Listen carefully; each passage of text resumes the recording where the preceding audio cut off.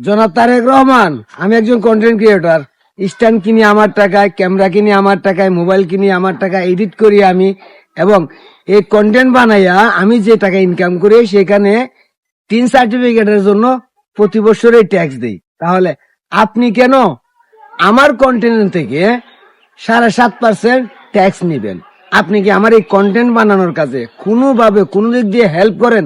আপনি কি আমাদের কন্টেন্ট ক্রিয়েটরদের জন্য বাংলাদেশের কোনো একটা সুযোগ সুবিধা করে দিচ্ছেন? তাহলে আমি এত কষ্ট করে ভিডিও বানাবো, আমি বিদেশ থেকে আর্নিং করব ডলার, সেই ডলারের জন্য দেশের রেমিটেন্স বাড়ে, আর আমি কেন আপনাকে 7.5% ট্যাক্স দিব?